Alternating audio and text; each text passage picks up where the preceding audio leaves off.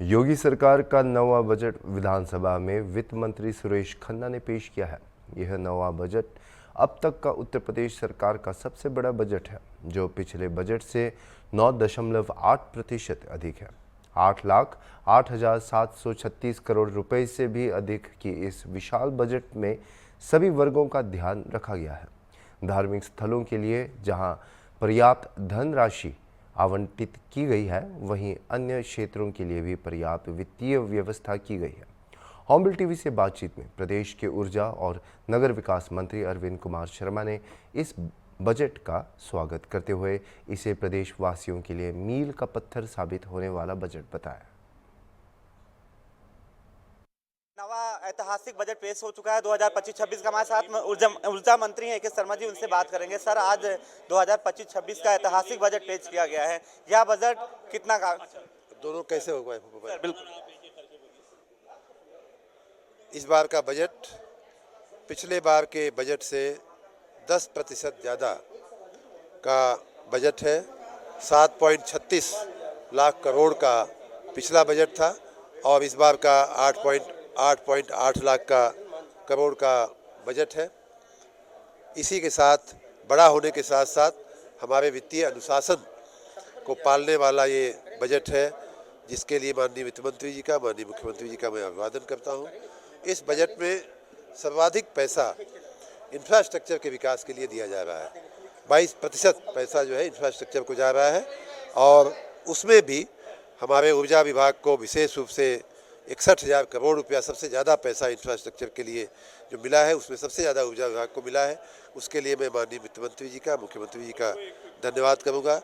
साथ ही नगर विकास विभाग को भी बहुत बड़ी रकम 25,000 करोड़ रुपए की दी गई है, उसके लिए भी मैं माननीय जी लोगों का बहुत बहुत धन्यवाद करूँगा।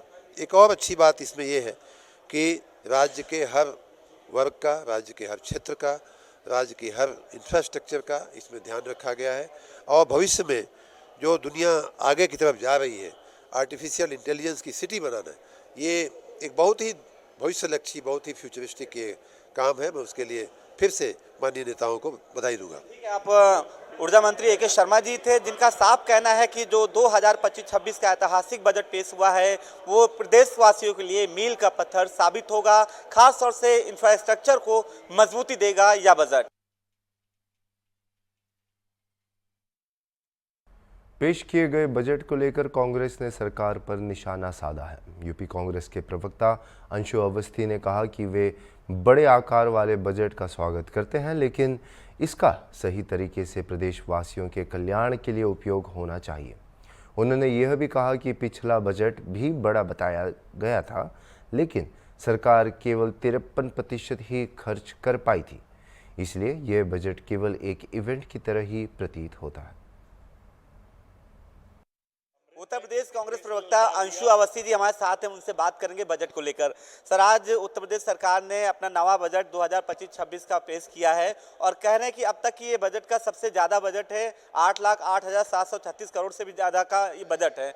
कितना, और कह रहे हैं कि यह बजट यूपी प्रदेशवासियों के लिए मील का पत्थर साबित होगा, इंफ्रास्ट्रक्चर को मजबूती मिलेगी, रोजगार मिलेगा। इस बजट के बारे में आपकी क्या प्रतिक्रिया है? जो भाजपा के लोग हैं, जो सरकार कह रहे, वही हम भी कह रहे हैं कि सिर्फ और सिर्फ सरकार की एक चिंता है कि कैसे रिकॉर्ड बनाए जाए। उनकी चिंता प्रदेश के विकास को लेकर नहीं है। यदि प्रदेश के विकास को लेकर होती तो वो ये बताते कि पिछली बार भी जो उन्होंने रिकॉर्ड कायम किया था, उस बजट का मात्र 53% ही क्यों खर्च हुआ। आज प्रदेश में बेरोजगारी चरम पर, महंगाई चरम पर है। कहा था 70 लाख नौकरियां देंगे, 19 पेपर लीक हुए। तो भाजपा के लोग सिर्फ एक चीज जानते हैं, झूठ बोलना। कैसे झूठ बोला जाए। ये बजट सिर्फ इवेंट है, दिखावा है। सरकार की चिंता इस प्रदेश के विकास को लेकर ना होके सिर्फ और सिर्फ बजट को आकार और संख्या में बड़ा करने की रही है। इसी वजह से वो पिछले बजट की बात नहीं करते, फिर से इस बार वही घिसे पिटे पुराने डायलॉग रट रहे हैं जो पिछले बजट में रटे थे कि मील का पत्थर साबित होगा। मील का पत्थर तो तब साबित होता, हम भी स्वागत करते बड़े बजट का, यदि वो खर्च होता। बजट जब खर्च नहीं कर पा रहे हैं, उसकी इच्छा शक्ति नहीं दिखा पा रहे हैं, तो कैसे मील का पत्थर साबित होगा। ये बजट सिर्फ और सिर्फ प्रदेशवासियों को धोखा है।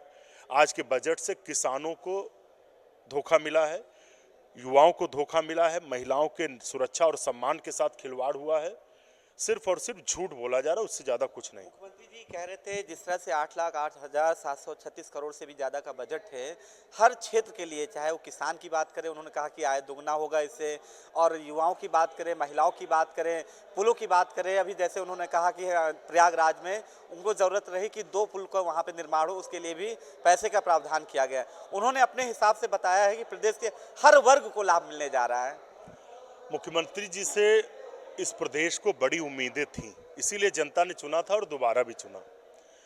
लेकिन कैसे झूठ को इवेंट बनाया जाए, बड़ा बनाया जाए, मुख्यमंत्री जी का इस पर पूरा ध्यान है। हमें दुख है इस बात का कि जिस तरीके से इस बजट को बड़ा बनाया गया, इस तरीके से महाकुंभ के भी बजट को बढ़ाया गया था। मुख्यमंत्री जी ने महाकुंभ की तैयारियों को लेकर 4 बार डेडलाइन बढ़ाई, लेकिन क्या वहाँ अव्यवस्था के परिणाम थे? आपने भी देखा, हम सब ने देखा कि हालत ये हो गई कि उन अधिकारियों को लगाया गया जिनकी वजह से बनारस में भगदड़ मची थी और 29 लोगों की जान गई थी। बजट बढ़ाने से काम नहीं होता, उसके लिए इच्छा शक्ति और ईमानदार नियत की जरूरत थी। ना तो महाकुंभ में वो दिखी है, ना इस बजट में दिखेगी। आप फिर से देखिएगा कि सरकार जिस तरीके से पिछले बजट को सिर्फ 53% खर्च कर पाई, इस बार भी खर्च नहीं कर पाएंगे, सिर्फ और सिर्फ इवेंट बनाया जा रहा है, इसीलिए जनता नाराज है। देखिए, आप अंशु अवस्थी जी हैं जिनका साफ कहना है कि जो पिछला बजट था वो खर्च नहीं कर पाए थे, और ये बजट भी जो है इसको इवेंट की तरह पेश किया जा रहा है। इससे जो यूपी की जनता है वो खासी यानी बेहद नाराज है।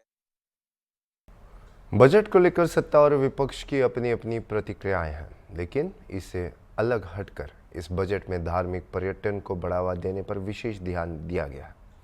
यूपी के सीनियर जर्नलिस्ट भारत सिंह का भी कुछ ऐसा ही कहना है। उनके अनुसार यदि इस क्षेत्र में पर्यटन को बढ़ावा मिलता है तो न केवल रोजगार के अवसर बढ़ेंगे बल्कि प्रदेश की आर्थिक स्थिति भी मजबूत होगी। जहां तक विपक्ष के आरोपों की बात है तो राजनीति में यह परंपरा हमेशा से रही है। ये जो बजट है, ये इसको बोलेंगे अंग्रेजी में रिलीजियस बजट, धार्मिक बजट। और अब उत्तर प्रदेश जिस ओर बढ़ा है वो बढ़ा है धर्म के डेवलपमेंट पर, धार्मिक पर्यटन के रूप में। और इतना जब धार्मिक पर्यटन बढ़ जाएगा तो फिर अपने आप इंफ्रास्ट्रक्चर बढ़ेगा और अपने आप बजटिंग होगी।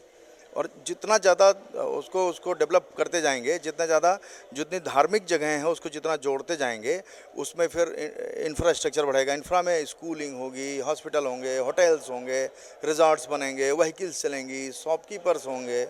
वो जितना ज़्यादा उसको बढ़ाते जाएंगे वो बनता जाएगा। कितने सालों का अनुभव रहा है, आपने कितनी बजट भी देखे, कितनी सरकारें देखी हैं, लेकिन जो विपक्ष है वो कह रहा है कि जो पिछला ही बजट था उसको ही नहीं, 53% ही उसको खर्च कर पाए, और ये सिर्फ भारी भरकम बजट इवेंट की तरह इसको दिखाया जा रहा है। इससे भी जनता में मायूसी जाएगी। नहीं, देखिए, बजट का काम है कि उसका विरोध करना है। भाई, इसके पहले अखिलेश जी का बजट था तो भारतीय जनता पार्टी को बसपा विरोध करती थी। उसके पहले माधवी जी की सरकार थी तो फिर सपा और भाजपा सब मिल के विरोध करते थे। तो वो तो आपके घर का ही जो खर्चा है, कई बार आपके घर में आपने इकट्ठा किया 50-10 हज़ार उसको खर्च करने के लिए, तो कई बार उसमें कुछ 500 रुपया बच गया, कई बार आपने बचा लिया कि अगली बार हम खर्च करेंगे। तो वो तो सिमिलर एक व्यवस्था है। तो विपक्ष भाई विरोध करेगा ही, उसको नहीं करेगा तो दिखेगा नहीं।